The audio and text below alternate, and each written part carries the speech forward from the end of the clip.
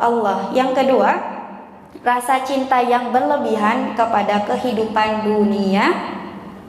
Nah, kemudian bagaimana cara untuk tidak cinta kepada dunia? Ini sudah pernah dibahas oleh Ustazah Mira ya. Bagaimana menghadirkan khauf. Apa itu khauf? Rasa takut dan juga mengingat kematian. Cinta dunia juga disebut dengan apa, Bu?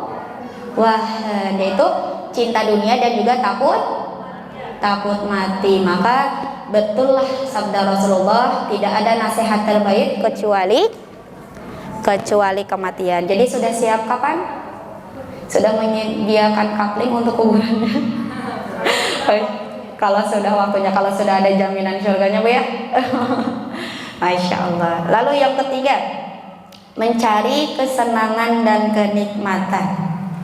Bagaimana obatnya untuk orang-orang yang senantiasa mencari terus kesenangan dan terus kenikmatan? Kesenangan dan kenikmatan ini dalam konotasi negatif ya.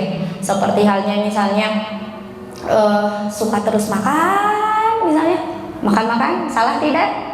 Tidak, kalau dalam porsinya. Kalau terus hawa nafsunya, girahnya, inginnya terkait hal-hal yang bersifat duniawi, maka itu pun kurang baik. Kenapa? Karena agama ini adalah agama pertengahan. Makan secukupnya, belajar pun sebetulnya secukupnya.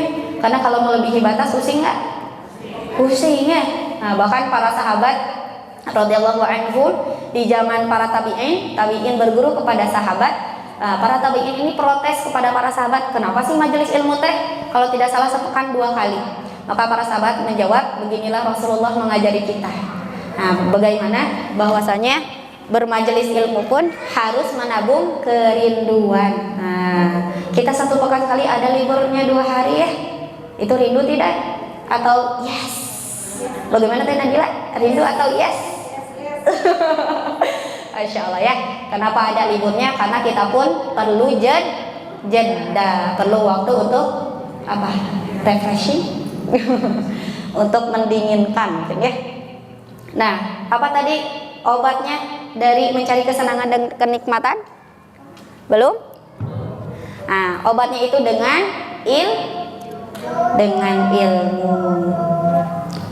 ilmu bahwasanya kita memahami kenikmatan itu pasti akan hilang dan akan dihisab. Misalnya ada ibu-ibu atau ummahat yang gemarnya beli baju terus, misalnya mau ke undangan harus baju baru. Wah, Masya Allah ya. Itu adalah sebuah hawa nafsu. Padahal semua apa yang kita beli, apa yang kita kenakan itu akan dihisab. Maka jangan sampai baju di lemarinya itu tidak pernah dipakai untuk beribadah kepada Allah. Jangan sampai handphonenya yang sudah smartphone tidak pernah digunakan untuk berdakwah. Pernah tidak membuat SW tentang dakwah? Atau semuanya dakwah terus? Nah, jangan sampai tidak digunakan sama sekali ya. Karena apa yang bersentuhan dengan kita akan dimintai pertanggungjawaban. Sampai batu-batu yang kita lewati itu akan bersaksi di hadapan Allah. Kemudian yang keempat, perasaan bangga terhadap diri sendiri. Apa dinamakan apa? Berbanggakan diri sendiri? Berbangga diri. Bagaimana caranya agar tidak berbangga diri? Nah, caranya itu apa? Sebuah kesadaran bahwa semua itu ada karena anugerah Allah.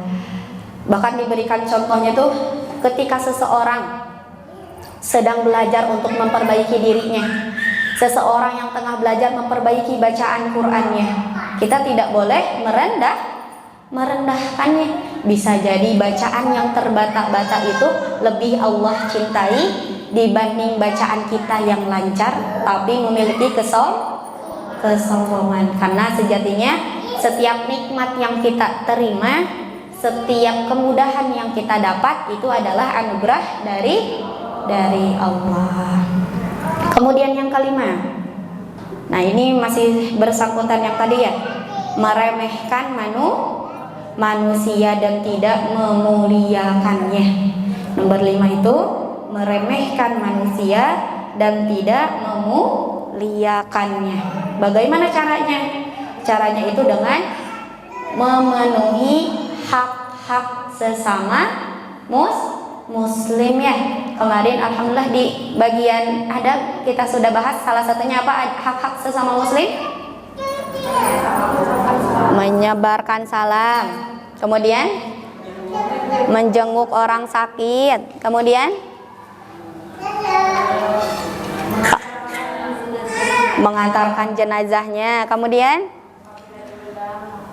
ya, memenuhi undangannya. Kemudian yang belum tersebutkan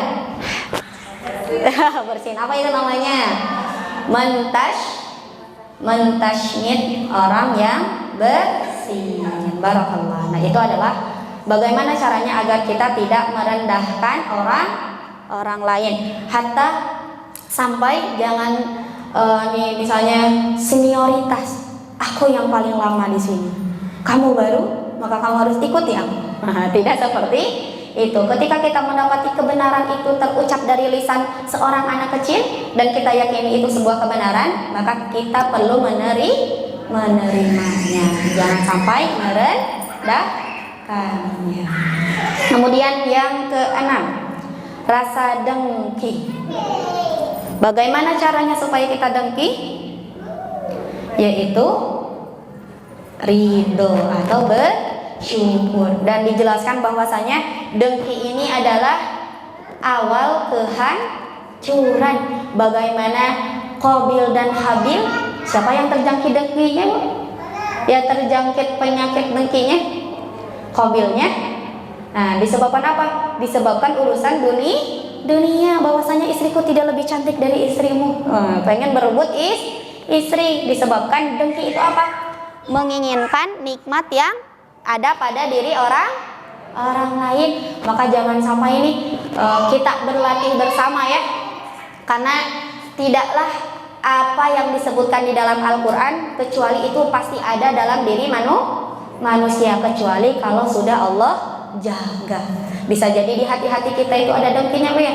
Kenapa ya teman aku udah naik lagi ke tahsin? Kenapa ya teman aku sudah naik ke tahfiz padahal bacaannya bagusan aku misalnya?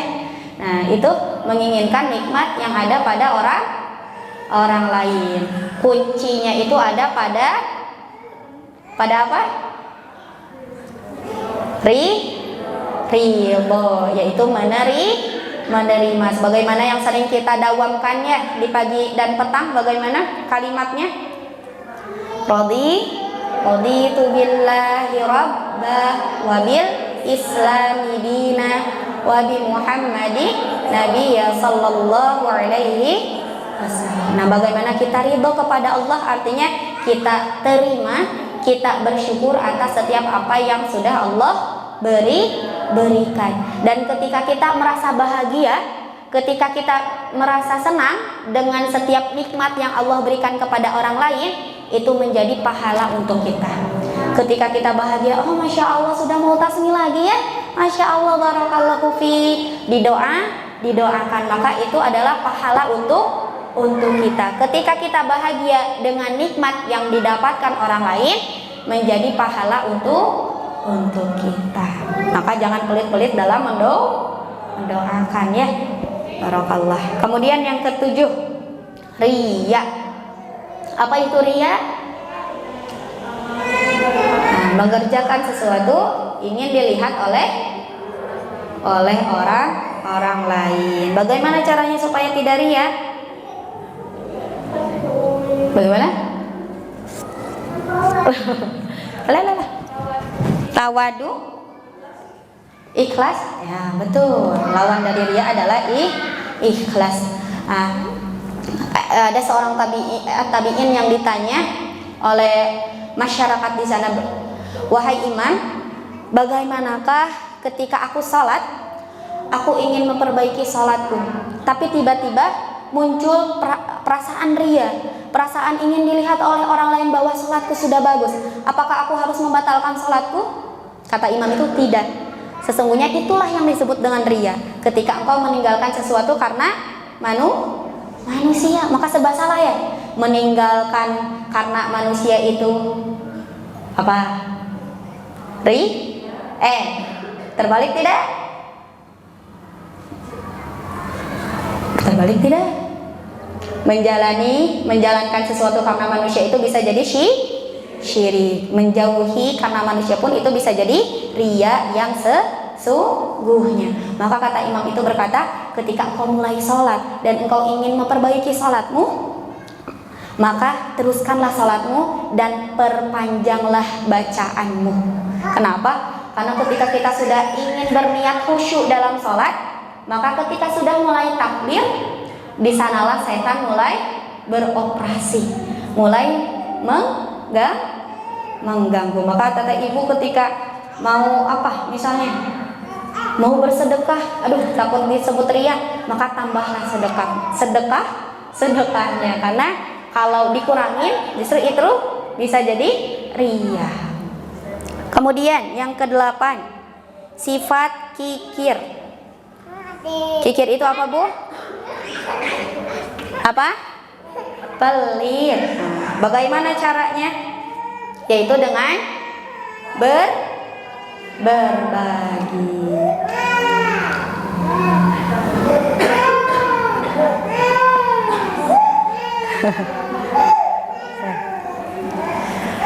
Dengan cara dermawan, insyaallah ya. Maka bersyukurlah ketika harta itu dipegang oleh orang-orang yang beriman, karena dengan hartanya lah Islam ini akan berjaya kembali, dan tidak ada sebuah kebesaran tanpa dibarengi dengan harta ya. Tanah wakaf itu lebih baik dibanding yang lainnya ya. Orang-orang hebat, orang-orang besar terlebih dahulu dilahirkan dari atas tanah-tanah wakaf. Masjidnya wakaf, asramanya wakaf. Kemudian yang ke-9, kesombongan. Bagaimana caranya supaya tidak sombong? Tadi yang disebut tawadu. Ini saling berkesinambungan ya Bu ya. Yang terakhir, ke-10, rasa tamak. Nah, sama dengan yang tadi, poin nomor pertama yaitu kerakusan.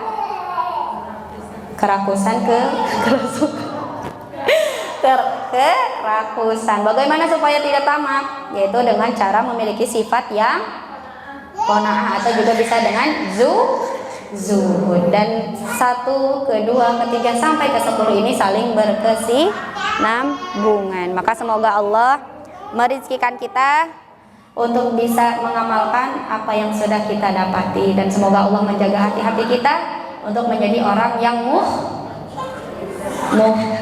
itu orang-orang yang ikhlas. Insyaallah. Masih hafal doanya Bu yang tadi? Tidak? Coba kita bareng-bareng. Wahid isnaini salatah. Allahumma arinal haqqo haqqan warzuqna tiba'ah, wa arinal batila batilan warzuqna tinabah. Ya Allah, kami mohon tampakkanlah kebenaran itu sebagai kebenaran, dan rizkikanlah kami untuk mengikutinya, dan tampakkanlah kebatilan itu sebagai kebatilan, dan rizkikanlah kami untuk menjauhinya. Wallahu a'lam bishawab. Syukran jazakumullahu khairan katsiran al'afu minkum. Barakallahu fikunna jami'an. Wassalamualaikum warahmatullahi wabarakatuh.